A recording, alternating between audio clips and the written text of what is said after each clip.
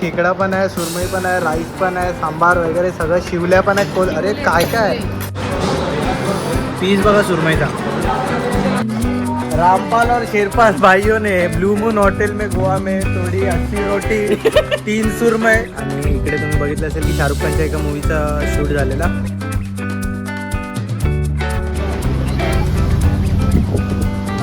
असं पुचकून काढतात दोनदा आणि बोलतात झाली सुकाडे. असं नाही ना, मजा नाही त्याच्या आपल्या की ह्यांना तुम्हाला भेटल्यावर तुम्हाला कसली चिंता करायची गरज नाही, हे तुम्हाला पूर्ण गाईड करतो.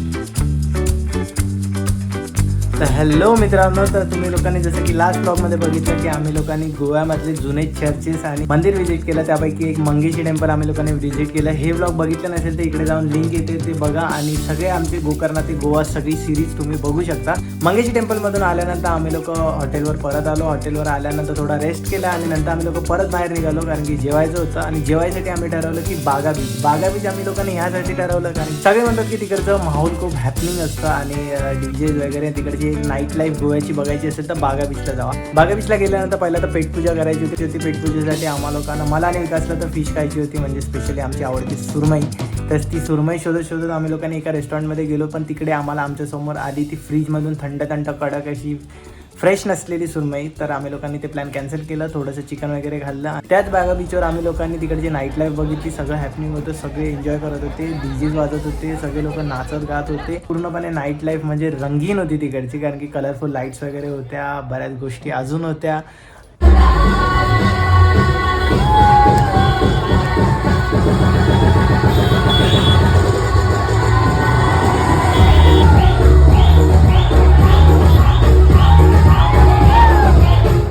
रात्रीच्या टायमिंगला थोडंसं समुद्राच्या लहरांचा आवाज ऐकला, बसलो, थोडा रिलॅक्स केलं. त्यानंतर तिकडे फायरवर्क्स होते. ओव्हरऑल बागा बीचचा नाईट लाईफचा माहोल एन्जॉय करून आम्ही लोक परत आलो आमच्या सत्पुरुष गेस्ट हाऊस.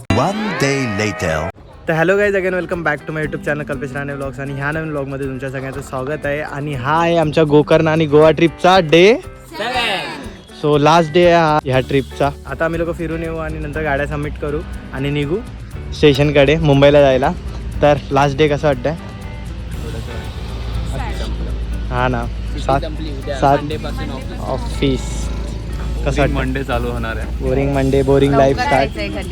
लवकर जायचंय घरी, लवकर जायचं. आमच्या पूर्ण ओव्हरऑल ट्रिपमध्ये ना बेस्ट प्रॉपर्टी मला ही वाटली. आणि इकडचे जे ओनर आहेत ते मिलिंद भाऊ, त्यांना तुम्हाला भेटवतो. आम्हाला बेस्ट प्रॉपर्टी आहे, म्हापसामध्ये आहे. वरच्या रूममध्ये आमचा स्टे होता. तर हे आहेत ह्या प्रॉपर्टीचे ओनर मिलिंद भाऊ. Hello sir.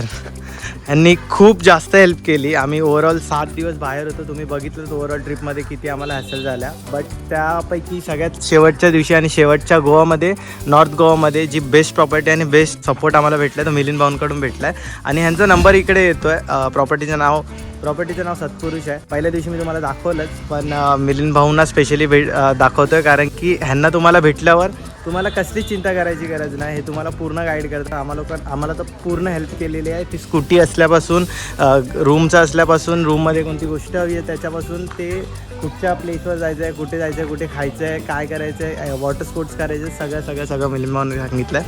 आणि थँक्यू सो मच अगेन. तर ह्यांना नक्की भेटा. इकडे नंबर येतो, त्यावर कोऑर्डिनेट करा. डे 7 आणि शेवटच्या डेचा पहिला स्पॉट आमचा आहे पॅरा रोड. आणि इकडे तुम्ही बघितलं असेल की शाहरुख खानच्या एका मूवीत शूट झालेला. हो, हे दोन्ही बाजूला नारळाची झाडं आहेत अशी. आणि इथे बरीच मंडळी येतात, व्हिडिओ वगैरे काढतात. सो आम्ही पण थोडे फोटोज व्हिडिओज काढू आणि जाऊ.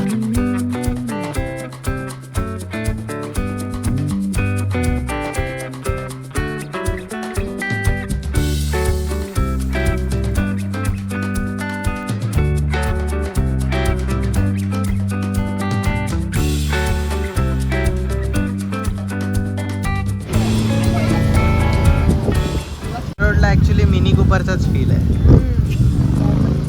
नेक्स्ट टाइम घेऊन या. स्विफ्टला का पाहिजे वरून. तर मित्रांनो, पॅरा रोडला येत असेल तर एकदम अर्ली मॉर्निंग या कारण की इकडे गर्दी खूप जास्त असते. आणि संडेला वगैरे आला तर तुम्हाला मुश्किलच फोटो काढायला भेटा. आता ही 26ची पूर्ण सुट्टी असल्यामुळे इकडे एवढी गर्दी आहे. असं पण तुमचे फोटो काय नीट येणार ना, फोटो माऊस भेटणार आणि बरेच लोक मध्ये मध्ये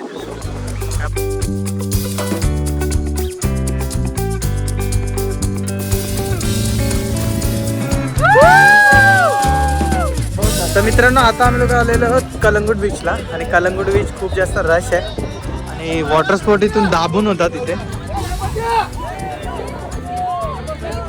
आमचा पण प्लॅन होता बट कॅन्सल झाला हा वॉटर स्पोर्ट आम्ही नाही करणार इकडे कारण की आमच्या बिकॉज ऑफ इकडे नुसतं डुबून काढतात आणि बोलतात स्कुबा डायव्हिंग आणि खूप इथे रश असल्या कारण तेवढं नीट नव्हतं. आपण मालवणला जाऊया आणि मालवणला जाऊन मग नंतर तिकडे स्कुबा डायव्हिंग आणि वॉटर स्पोर्ट्स करूया जे की स्वस्तात चांगले होतात. इकडे डुबून बुचकून काढतात. हा असं बुचकून काढतात दोनदा आणि बोलतात झाली स्कुबा डायव्हिंग. असं नाही ना, मजा नाही त्याच्यात. आपल्याला कसं तुम्हाला प्रॉपर दाखवायचं आहे ना.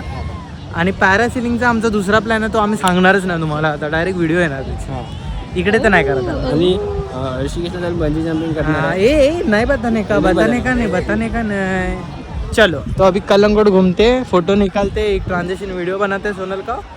चला मग गोव्याला आला आलो मी फायनली. 12वीला येऊन काय खोटं बोलून जू बीचचे फोटो टाकले आणि बोलतो की गोव्याला आला करून आम्हाला. तर फायनली मी गोव्याला आलेलो आहे. नाही खरोखरचा गोव्याला आला ना तू. हा मी आता बरोबर ह्याची व्हिडिओ काढून घे म्हणजे सगळ्यांना आता प्रूफ भेटेल की मी गोव्याला आलेलो आहे.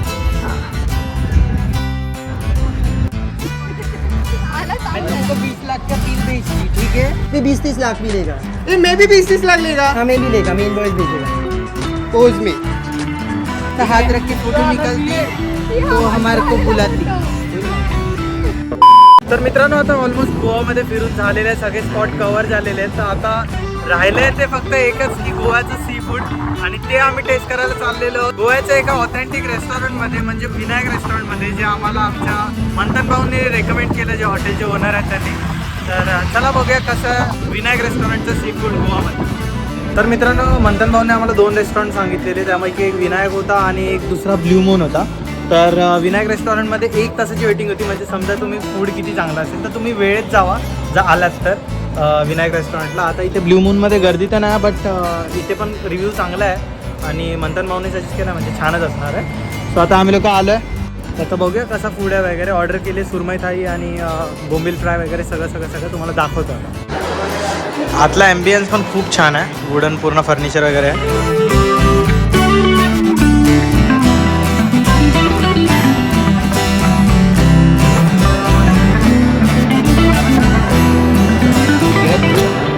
कसं आहे तर मित्रांनो आलेली आहे आमची सुरमई थाळी. त्याच्यामध्ये खेकडा पण आहे, सुरमई पण आहे, राईस पण आहे, सांबार वगैरे सगळं, शिवल्या पण आहेत, अरे काय काय स्वीट पण आहे. सो ही अशी थाळी आहे मस्त 300 रुपयाची. स्मेल तर मस्त आहे. तर स्मेल आज थोडी आहे ना. तर गोव्यातल्या लास्टचं जेवण मस्त वाटतं. आता खाऊन टेस्ट करून सांगतो तुम्हाला. ही बोंबील फ्राय आहे. चला आता आमच्याने राहवलं नाही जातं, आम्ही खातो फटाफट. खेकडा काय गोव्याला ब्ल्यू मून ऑर्डर. पीस बघा सुरमईचा.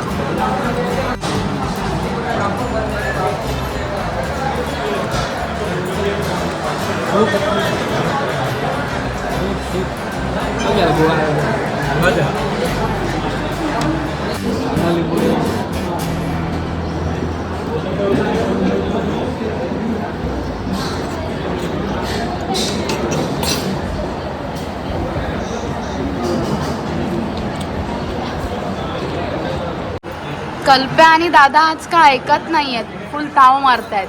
काय मग थाली कशी वाटली? एक नंबर जेवण आहे. सुरमई प्रेमी तोडलंय नुसतं मच्छी ना, तोडली आम्ही लोकांनी. तो लक्षात देत नाहीये. पक्के मालवणी आम्ही, पक्के मालवणी. आता लवत मच्छी येवा गोवा गेलास तर काय होता हॉटेल ब्ल्यू मून. स्वस्तात मस्त आहे. मित्रांनो इकडे आलात ना तर ना ही सोलकढी आहे, इकडचे गोवन टाईपची सोलकढी आहे. सोलकढी दाखव.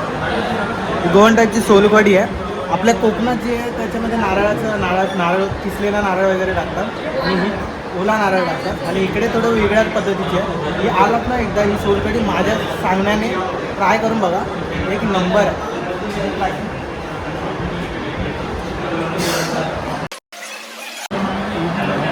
खतरनाक. स्टार्टिंगला आम्हाला वाटलं की काय दिलं, आम्ही जेव्हा विचारलं आणि पियालो तेव्हा बाप कडक. तुमचं जेवण जिरेल हे पिल्याने. सिरियसली म्हणजे बघायला गेलं ना आम्हाला पाणी पाणी वाटलेलं, बट ना पिल्यानंतर जी किक लागली ना आम्ही अजून एक वाटी वाटतो.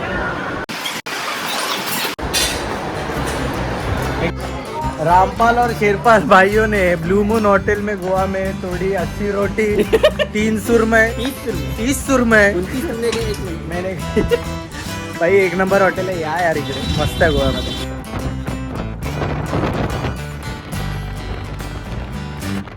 तर मित्रांनो फायनली आम्ही मांडवी एक्सप्रेसमध्ये बसलो आणि पुन्हा मुंबईच्या प्रवासाला लागलो.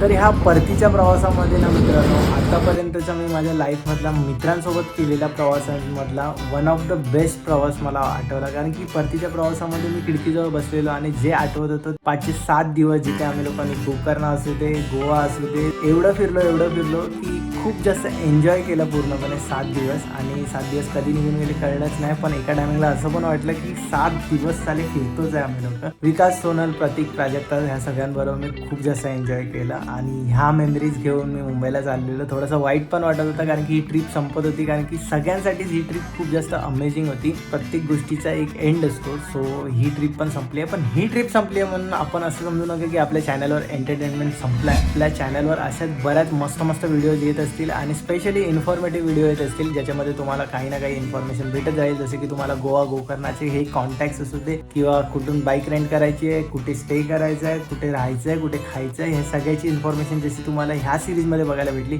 तसेच तुम्हाला व्हिडिओज पुढे बघायला भेटतील. वेगवेगळ्या ठिकाणी आपण फिरायला जाऊ आणि लक आणि बॉसने सुट्ट्या दिल्या तर सगळा ग्रुप सोबतच जाऊ. तर थँक्यू सो मच ही सिरीज पूर्ण बघण्यासाठी आणि ह्या व्हिडिओसाठी एवढंच होतं. भेटूयाच अशा कोणत्या नेक्स्ट व्हिडिओमध्ये. तोपर्यंत signing off Kalpesh Rane blog. Bye.